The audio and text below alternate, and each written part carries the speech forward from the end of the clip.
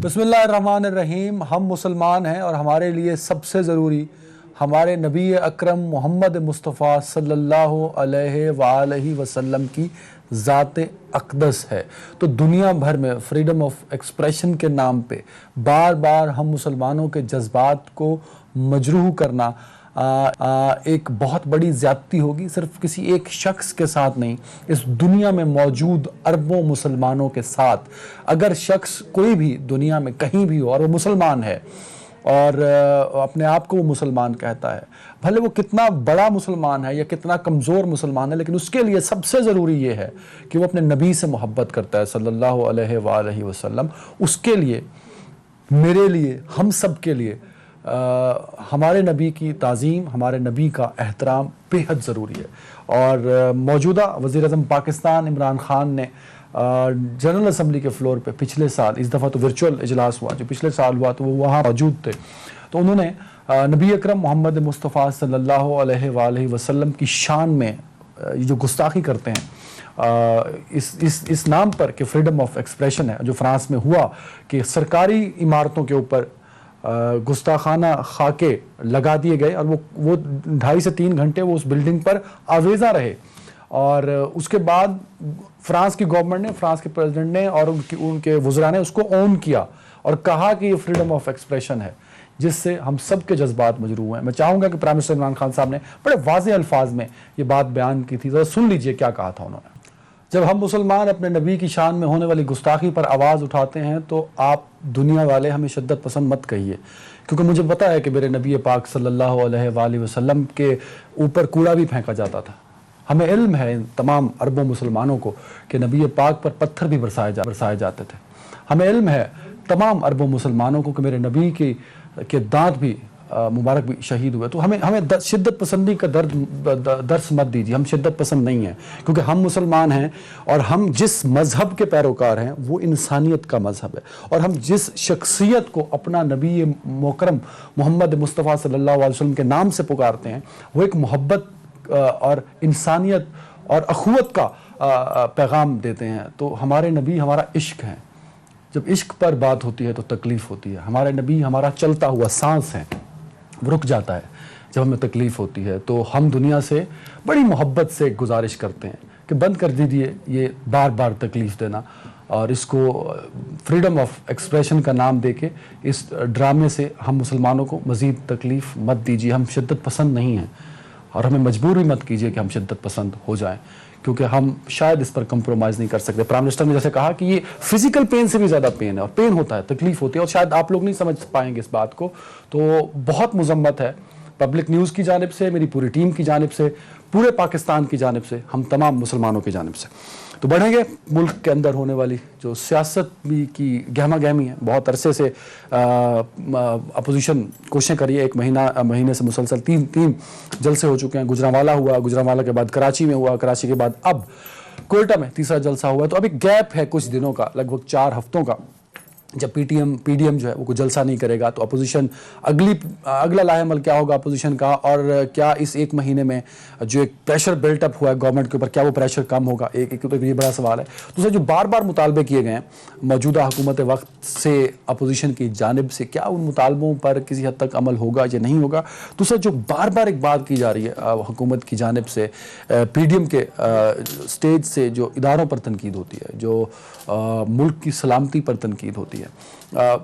गद्दार तो मैं तो इस हक में नहीं हूँ कि इस मुल्क में पैदा होने वाला कभी कोई गद्दार हो सकता है, और किसी को गद्दार कहना, इसको तो बिल्कुल मैं बतौर जर्नलिस्ट भी, बतौर पाकिस्तानी भी, मैं इस बात को कभी इंडोर्स नहीं करता। लेकिन कहीं ना कहीं पीडीएम की जानिब से कुछ ऐसे कलामात बोले जाते हैं, कुछ ऐसी बातें की जाती हैं, कुछ ऐसे मुतालबात किए जाते हैं जो पाकिस्तान के दुश्मन हिंदुस्तान के मुतालबे होते हैं, जो पाकिस्तान के सफारती दुश्मन, पाकिस्तान के दिफाई दुश्मन इसराइल के मुतालबात भी हो सकते हैं। तो मेरे ख्याल में शायद पीडीएम को इस पर भी गौर करना होगा कि जो बार बार बातें की जाती हैं, जो कि कहीं ना कहीं दुश्मन का बयानिया बनता है, उसको भी अवॉइड करना होगा। और अगर कहीं इदारे का किरदार अगर पीडीएम को लगता है कि वो मशकूक रहा, वो बेहतर ना रहा, تو اسپیسیفکلی کوشش کیجئے کہ آپ پورے ادارے کو ہی متنازع مت بنا دیجئے، کیونکہ پورے پاکستان میں جنگ کی صورتحال ہے. ہم پہ تو اب افغانستان کے بارڈر پر سے بھی حملے ہوتے ہیں، ایران کے بارڈر سے بھی ہم پر پریشر رہتا ہے. ہندوستان کا بارڈر جس کو ہم لائن آف کنٹرول بولتے ہیں، دنیا کا موسٹ ملٹرائزڈ بارڈر ہے، جہاں سے ہر وقت، یہ دنیا کا واحد بارڈر ہے جہاں سے ہر وقت فوج ٹینشن میں رہتی ہے، وہ پاکستانی فوج ہے. تو اداروں کا احترام بڑا ضروری ہے. میں چاہوں گا کہ آج ایک بڑا افسوسناک واقعہ انس نورانی صاحب نے کچھ الفاظ بولے جو شاید پورے پاکستان کو ان الفاظوں کی تکلیف ہوئی ہے. کیا کہا انس نورانی صاحب نے؟ میں تو اس کو دہرانا نہیں لیجیے کیا کہا. مجھے جوائن کر چکے ہیں میرے آج کے آنریبل گیسٹ عمران خان صاحب، سینئر صحافی، سینئر تجزیہ کار. عمران بھائی بہت شکریہ وقت دینے کے لیے. اور پی جے میر صاحب ہیں، ہمارے سینئر دوست ہیں، سینئر صحافی ہیں. میر صاحب بہت شکریہ وقت دینے کے لیے. عمران بھائی آپ کی جانب آؤں گا. یہ انس نورانی صاحب نے جو کہا، یہ ان کی ٹنگ آف سلپ ایک بولتے ہیں کہ زبان پھسل گئی یا جوش جذبات میں وہ کچھ بول گئے، یا یہ پراپر سوچ سمجھ کے بولا؟ تو یہ بڑا پینفل سا جملہ تھا سر، پی ڈی ایم کے پلیٹ فارم پہ بولا گیا. میں نے بس ابھی آپ کو جوائن کیا، میں سن نہیں پایا. آپ مجھے اگر بتا دیں تھوڑا. انہوں نے کہا، انہوں نے دوبارہ سنا دیجیے عمران بھائی کو. تیمور بھائی دوبارہ سنا دیجئے، سن لیجئے انہوں نے کیا کہا. جی عمران بھائی، میری عقل و فہم تو یہ بتاتی ہے کہ یہ بڑے ہوش و حواس میں انس نورانی صاحب نے یہ فکرہ بولا ہے. دیکھیں، ان کو مارجن تو آپ کو دینا پڑے گا، اور انہوں نے جس انداز میں بولا ہے وہ یہ کہہ سکتے ہیں کہ میں کچھ اور کہنا چاہ رہا تھا، سلپ آف ٹنگ ہو گئی. لیکن جب اس لیول کے ساتھ بات کر رہے تھے تو ایسی بات کو وہ بیچ میں رکھتے تھے جس سے وہ ریاستی اداروں کو ایک چیلنج بھی دے سکتے ہیں. لیکن میں نے جو باقی صاحب اس کو ایک نیکسٹ لیول پہ لے گئے. میری نظر میں آج بھی جو تقریر تھی میاں نواز شریف صاحب کے حوالے سے بھی کنٹروورسی نکلی.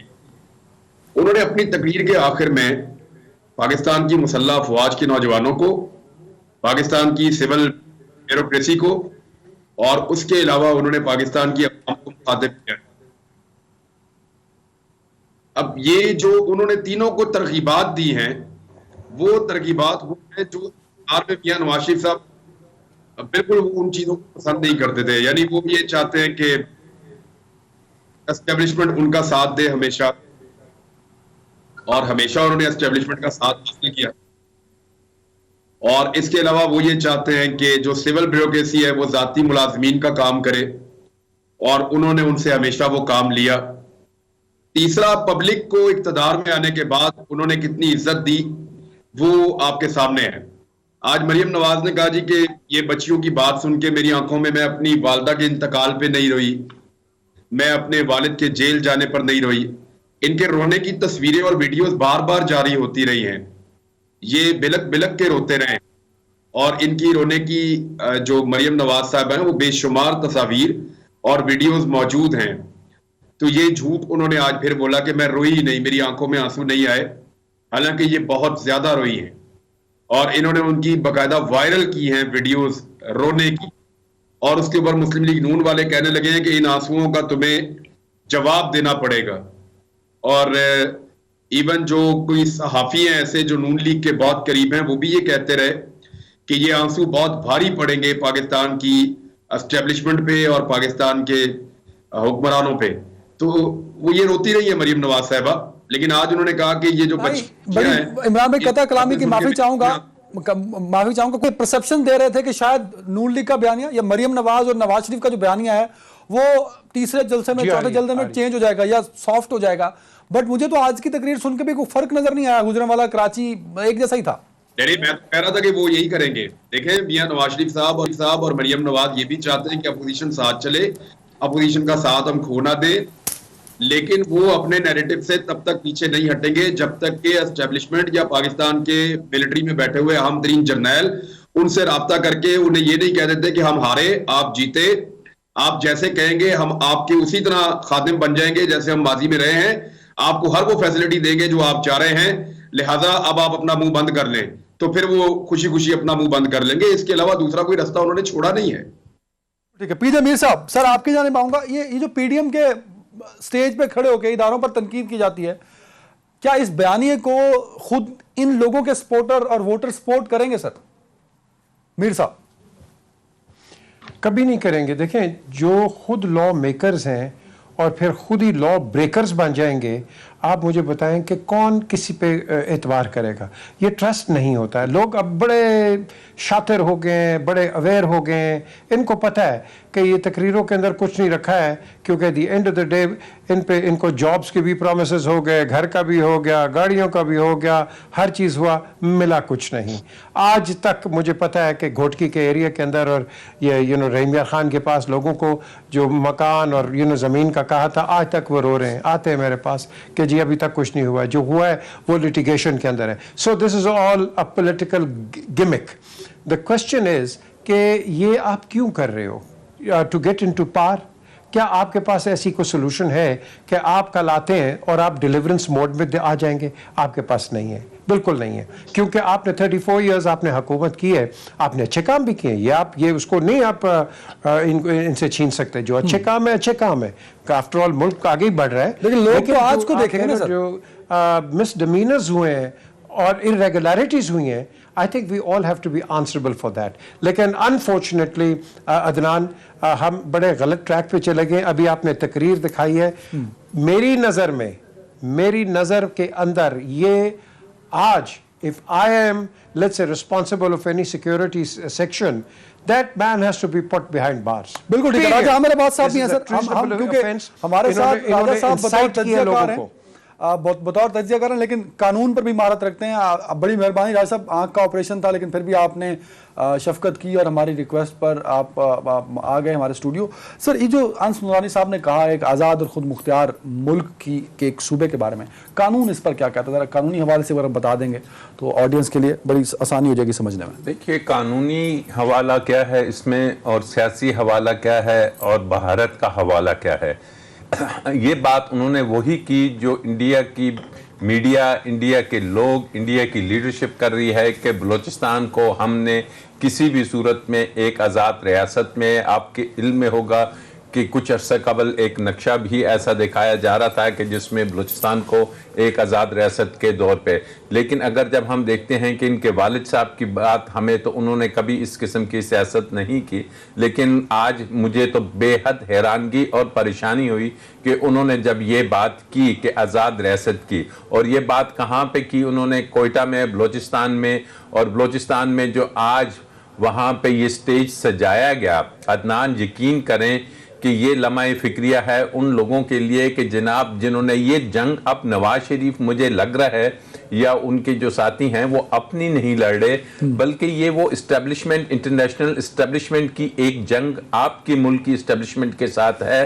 یہ وہی باتیں ہو رہی ہیں کہ جو انٹرنیشنل اسٹیبلشمنٹ کر رہی ہے, اور جس کو ہماری جو موجودہ اسٹیبلشمنٹ ہے وہ کھٹکتی ہے, وہ اسے پسند نہیں کرتے. آپ کہہ رہے ہیں Nawaz Sharif the agent of international establishment. آپ ان الفاظ پہ, ان باتوں پہ آپ کو نہیں لگا کہ یہ جو آج بات کی کہ جی فوج کے جوانوں میں اور ان کی جو ہائر اپ رینکس ہیں ان میں تفریق, اگر آپ نے جوانوں کی بات کرنی ہے, اگر آپ کو جوان اتنے ہی آپ کو عزیز ہیں, تو اپنے وہ 2 جوان بیٹے جو وہاں پہ لندن کے لگژری اپارٹمنٹس میں رہ رہے ہیں, جو پاکستان کو نہیں مانتے, انہیں بھی لا کے ان جوانوں کے ساتھ بارڈر پہ کھڑا کیجئے. اگر جنگ نہیں تو خالی ان سے خیر خواہی کے لیے ہی سیاچن پہ ایک دفعہ چلے جائیں یا ملاقات کر لیں. فوجی تو نہیں ہے نا سر. سر فوجیوں کی بات نہیں ہو رہی, بات ہو رہی ہے کہ جوانوں کی بات ہو رہی ہے, ٹھیک ہے. فوجی تو وہ جرنیل بھی ہیں. آپ جوانوں کو ان کے ساتھ حوصلہ بڑھانے کی بات کرتے ہیں نا, حوصلہ بڑھانے کے لیے یہ کھڑے ہو جائیں, لیکن آپ کے جوان بیٹے تو ملک سے مفرور ہیں, اور دوسرے جوان بیٹوں, اور آپ آج کوئٹہ میں بیٹھے ہوئے ہیں جہاں پہ اتنے لوگوں کی, اتنے جوانوں کی لاشیں گری, کس چیز میں, سیکٹیرین, یا وہاں پہ آپ کے سیٹلرز. اور یہ کون کرا رہا تھا؟ یہ بھارت, را اور افغانستان کی ایجنسیز اور اسرائیل. آپ نے اس بارے میں تو بات نہیں کی, بلکہ الٹا شہ دی, اور سارا فوکس آپ کا رہا کہ جناب وہ مسنگ پرسنز. آپ کی حکومت رہی 5 سال, آپ نے کیا کیا مسنگ پرسنز کے لیے؟ آپ بات کر رہے آج اسی پلیٹ فارم پہ آپ پیپلز پارٹی کے ساتھ کھڑے ہو کے. آپ کی حکومت تھی جب ثناء اللہ زہری صاحب وزیر اعلیٰ تھے, اور اچانک ایک دفعہ میں آپ کی حکومت اگر گرتی ہے میجورٹی کے ساتھ, تو آپ نے زرداری صاحب اور پیپلز پارٹی کو اس کا مورج الزام ٹھہرایا. آج آپ وہ بات کیوں نہیں کر رہے کہ جناب بلوچستان میں کیا ہوا تھا؟ سر میکل صاحب اور مولانا صاحب نے اور بات کرتی ہیں مریم صاحبہ عوام کی کہ جناب مجھے افسوس ہوتا ہے.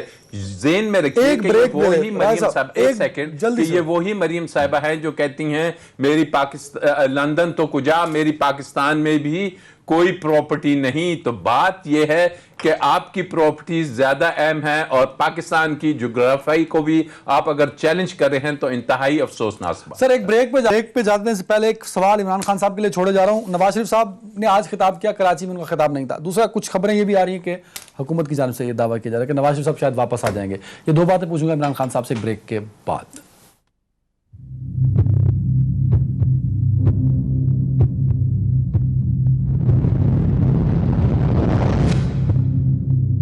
Welcome back. عمران بھائی نواز شریف صاحب کو واپس لائیں گے، پرائم منسٹر بڑے ڈٹرمنٹ لگتے ہیں.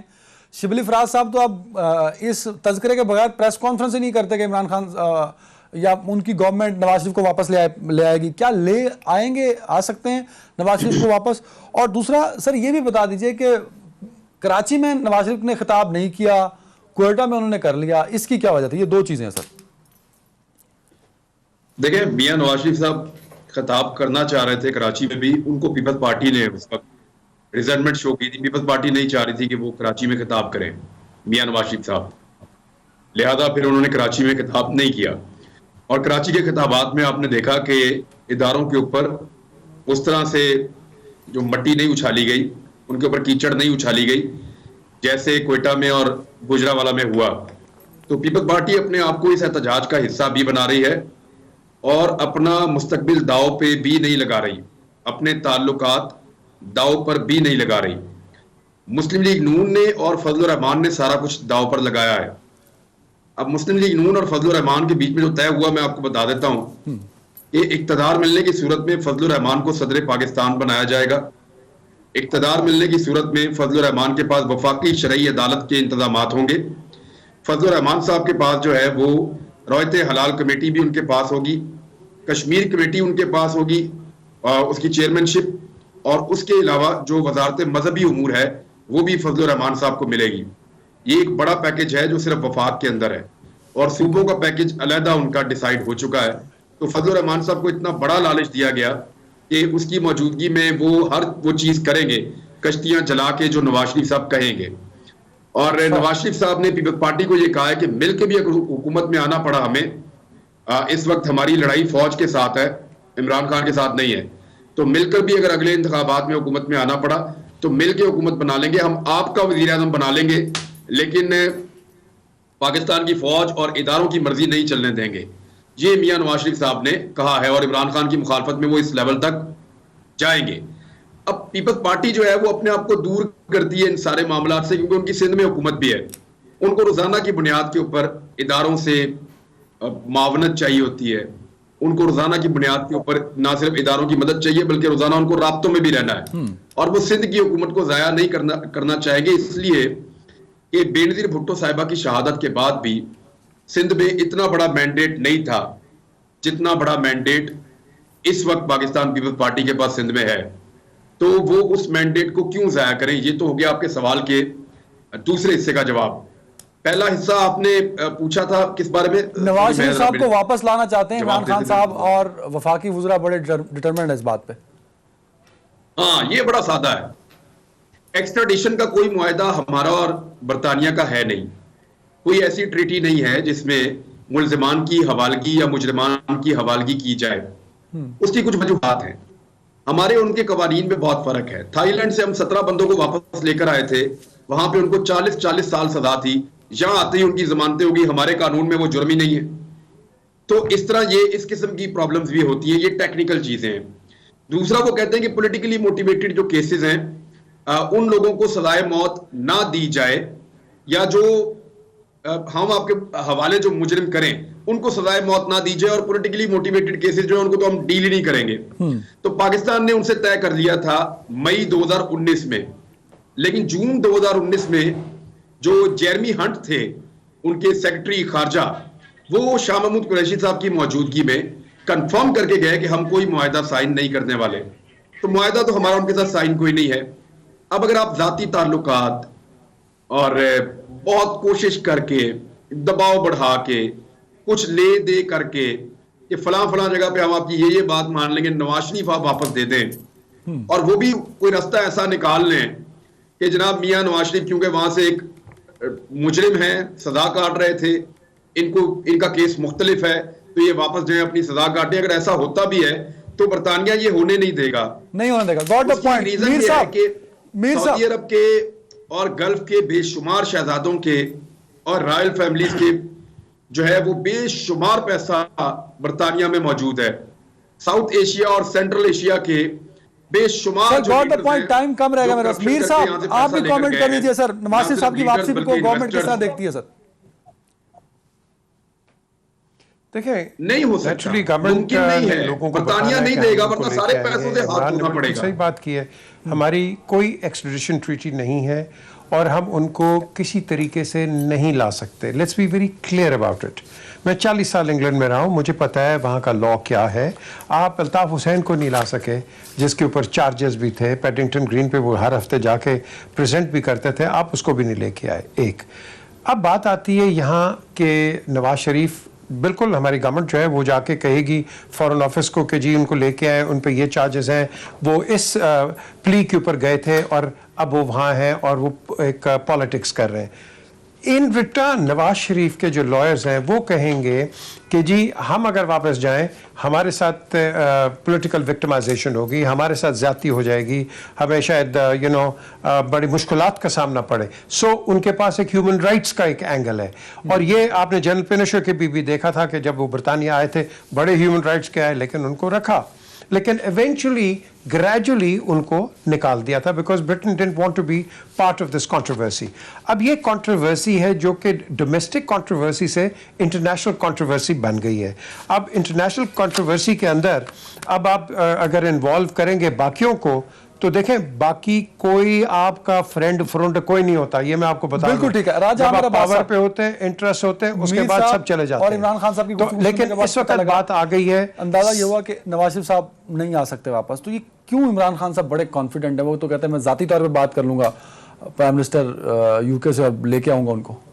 دیکھیے آئی وش کہ عمران خان صاحب یا جو بھی اس ملک میں ہیں انہیں یہ فہم ہوتی، عقل ہوتی ان کو بھیجنے سے پہلے کہ جناب نواز شریف اگر جائیں گے اور ان کیس اگر نہیں آتے تو ان کے لانے میں ہمیں بے حد دشواری کا ایک ناممکن سی صورتحال سے پالا پڑ سکتا ہے. اور اسی صورتحال سے پالا پڑا کیونکہ اب جیسے ان دونوں نے بات کی کہ جناب ایک چیز آپ ذہن میں رکھیے کہ برطانیہ ایک سیف ہیون ہے ان کے لیے کہ جو دنیا کی پرٹیکولرلی تھرڈ ورلڈ کنٹریز کے جو لیڈرز لوٹنگ اینڈ پلنڈرنگ کر کے وہاں اربوں روپے کے وہ اثاثہ جات خریدتے ہیں تو ان کے کیس انیشیٹ بھی ہو جائیں تو وہ برسوں برس ان کا ڈیسیژن نہیں آ پاتا اور 10 سال ڈیسیژن نہیں آتا. اور نمبر 2 ایک تو ان کے جو وہاں پہ ایسٹس ہیں وہ ان کے لیے ایک فائدہ مند چیز ہے.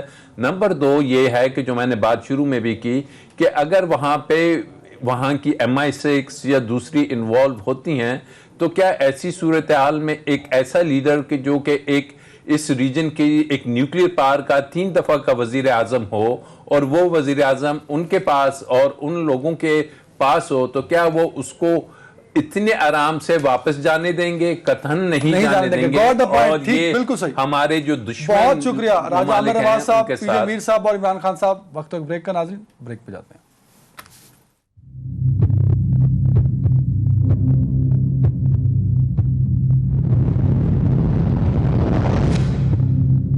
پاکستان کی خصوصیت یہ ہے کہ نئے پاکستان میں کارنامے بھی نئی طرح کے ہوتے ہیں. نئے پاکستان میں یہ دعویٰ کیا گیا تھا کہ یہاں جو طالب علم اسٹوڈنٹس ہیں ان کو فیسیلیٹیٹ کیا جائے گا، تعلیم کو آسان کیا جائے گا، لیکن ایسا ہوا نہیں.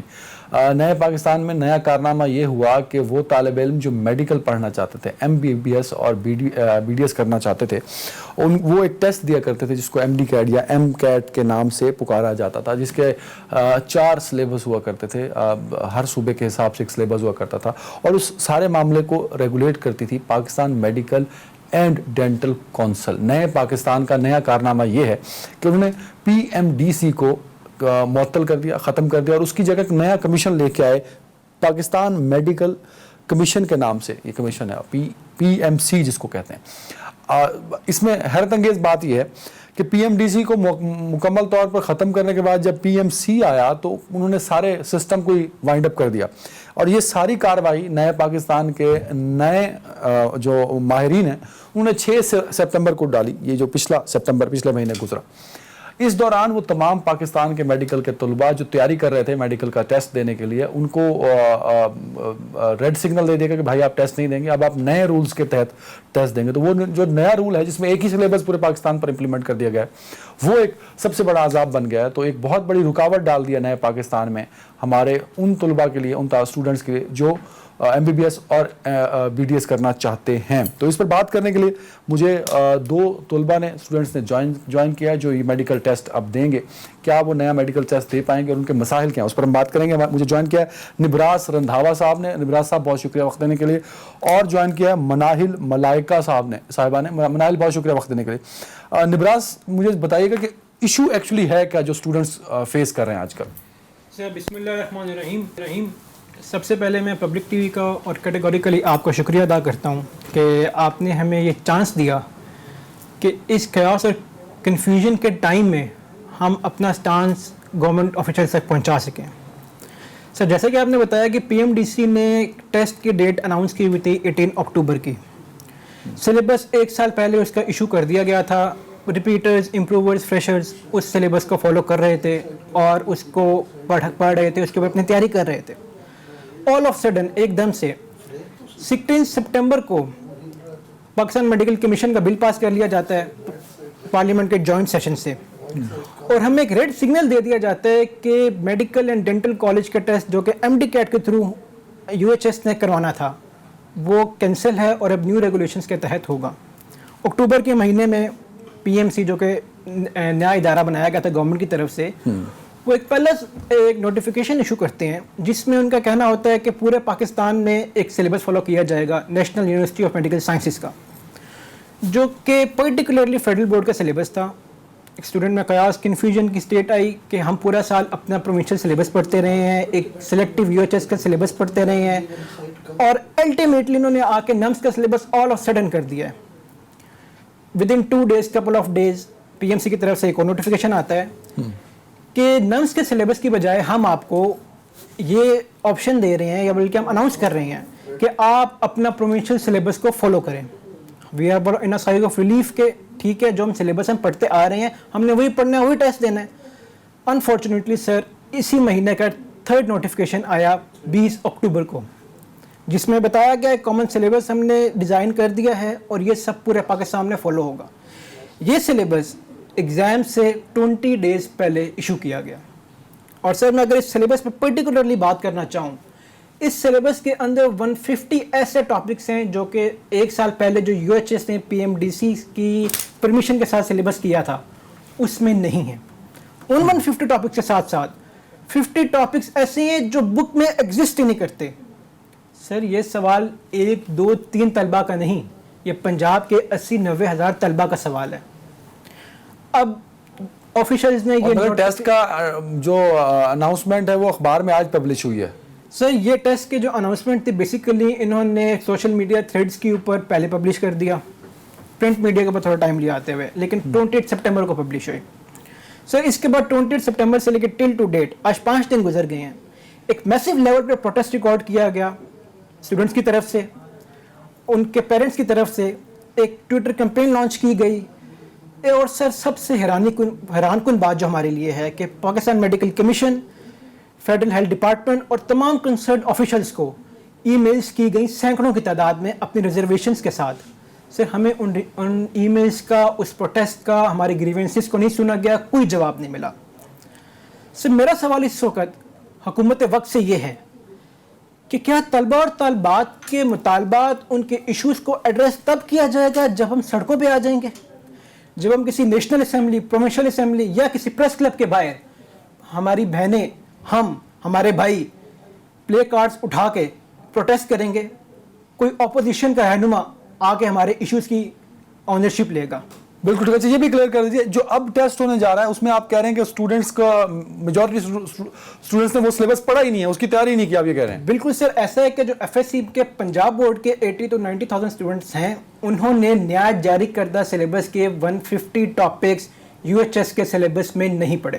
بالکل ٹھیک ہے. مناہل بتائیے گا کہ یہ مسائل کس طرح حل ہو سکتے ہیں اور آپ اسٹوڈنٹس کا مطالبہ کیا ہے؟ اب پہلے تو سر میں چاہوں گی کہ آپ ہماری کو ایوان بالا تک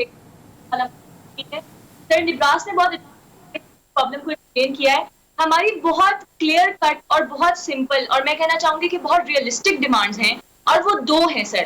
ہماری پہلی ڈیمانڈ یہ ہے کہ جو بھی رسپیکٹو پروونسز کے کا جو سلیبس تھا, جس طرح پنجاب کا جو ہے یو ایچ ایس کا سلیبس تھا, اس کو سر ریسٹور کیا جائے, اس کو ریوائز کیا جائے, اور جو ہے اس ذہنی اذیت سے نکالا جائے کہ ہم اتنے کم وقت میں اور اتنے شارٹ نوٹس پہ کیسے اس چیز کی تیاری کریں, ہمیں ذہنی اذیت اور اضطراب سے نکالا جائے. اور دوسری بات میں یہ کہنا چاہوں گی سر, ہماری دوسری ڈیمانڈ یہ ہے کہ جو آپ نے کیوس اور کنفیوژن میں اپنی ہی اسٹیٹمنٹس کو کانٹراڈکٹ کر کے ہمیں جس کیوس اور کنفیوژن اور پینک میں آپ نے ڈالا ہے, ایک سینیریو آپ نے کریٹ کیا ہے, اس کے لیے اس کو کمپنسیٹ کرنے کے لیے ہمیں ایٹ لیسٹ 2 ویکس اور دیے جائیں تیاری کے. یہ ہماری بہت ریئلسٹک اور کلیئر کٹ ڈیمانڈز ہیں سر. دو میں چاہتی ہوں کہ آپ کے ذریعے یہ بات ایوان بالا تک, ارباب اختیار تک پہنچے اور ہمیں اس منائل کیا اسٹوڈنٹس ابھی جو گیون سلیبس ہے اور جو گیون سٹرکچر بنا دیا گیا کہ آپ اس ڈیٹ کو آ کے ٹیسٹ دے دیجیے, اس کے لیے اسٹوڈنٹس تیار نہیں ہیں پاکستان کے, آپ یہ کہہ رہی ہیں؟ یس بالکل سر, آپ نبراس نے بہت ہی آپ کو بات ایکسپلین بھی کی. میں آپ 150 ایڈیشنل ٹاپکس 25 دن پہلے کس طرح انٹروڈیوس کروا سکتے ہیں سلیبس کے اندر. اور سر بات صرف یہ نہیں ہے کہ ہم تیاری نہیں کر سکتے, بات یہ ہے کہ ہمارے ان 150 ٹاپکس میں سے 30 ٹاپکس ہماری بکس کے اندر موجود ہیں ہی نہیں, وہ ہماری کتاب کا حصہ ہی نہیں. تو یہ لوگ کیسے کہہ سکتے ہیں کہ انہوں نے ایک کامن سلیبس انٹروڈیوس کروایا ہے؟ نبراس, میں آخری کامنٹ لینا چاہوں گا آپ سے کہ جو اسٹوڈنٹس کے مطالبات ہیں وہ رینڈملی جو انہوں نے بات کی مناہل نے, کیا آپ ان سے اگری کرتے ہیں اور کس طرح ایگزیکیوٹ ہو سکتے ہیں, کیونکہ آلریڈی بہت ڈیلے ہو رہا ہے سر. بالکل بڑے ریئلسٹکلی میری فیلو نے اپنی ڈیمانڈس کو سامنے رکھا ہے, اور اس وقت اس ٹائم کے اندر ایک ٹائم فریم میں ہمارے پاس ان ڈیمانڈس کے علاوہ اور کوئی وے آؤٹ نہیں ہے اور نہ اس کا سلوشن ہے. سر میں ایک چھوٹی سی چیز پہ روشن ڈالنا چاہوں گا کہ دنیا جہان میں چینج لائی جاتی ہے, جیسے یو کے میں بھی سسٹم میں چینج لائی گئی ہے. انہوں نے 3 سال پہلے انفارم کیا اپنے اسٹوڈنٹس کو, کنسرنڈ لوگوں کو, کہ ہم چینج لا رہے ہیں 2023 میں, تو جسٹ پریپیئر یور سیلف. پر سر یہاں سے انفارچونیٹلی 3 دن پہلے ایک جلدی کیا ہے گورنمنٹ کو؟ سر آئی ڈونٹ نو کہ گورنمنٹ اتنی حسل بسل میں کیوں ہے. اوپر ہائر آفیشلز بیٹھے ہیں, پروفیشنل لوگ بیٹھے ہوئے ہیں, ان کو کیا کوئی خیال نہیں ہے کہ 80-90 ہزار اسٹوڈنٹ نے اپیئر ہونا ہے؟ جس ٹرامے سے, جس اسٹریس سے اس وقت ہمارے اسٹوڈنٹس, ہمارے پیرنٹس گزر رہے ہیں, سر ان کا رسپانسبل کون ہے؟ ہم اس کا جواب حکومت وقت سے مانگتے ہیں. ہم آپ کے تھرو ہائر اتھارٹی سے ریکویسٹ کرتے ہیں کہ میری فیلو نے جیسے اپنی ڈیمانڈ سامنے رکھی ہیں, ایٹ لیسٹ ہمیں بلا کے سر ایٹ لیسٹ کمیشن کے سامنے سنا تو جائے. بالکل ٹھیک ہے, بالکل ٹھیک ہے. بہت شکریہ دونوں اسٹوڈنٹس کا. اور میرے حکومت وقت کے لیے شہر آفاق جملے کہے تھے خواجہ آصف صاحب نے, میں دہرانا نہیں چاہتا وہ جملے, اور شرم و حیا کے بارے میں تھے. یہ طالب علم کتابیں پڑھ کے ٹیسٹ کی تیاری کریں میرے بھائی, یا آپ لوگوں کے ایشو کیے ہوئے نوٹیفیکیشن پڑھیں, کچھ تو خدا کا خوف کریں. نئے پاکستان میں ان اسٹوڈنٹس پر رحم کریں, اپنی پالیسیز امپلیمنٹ کیجئے پر طریقہ کار کے ساتھ.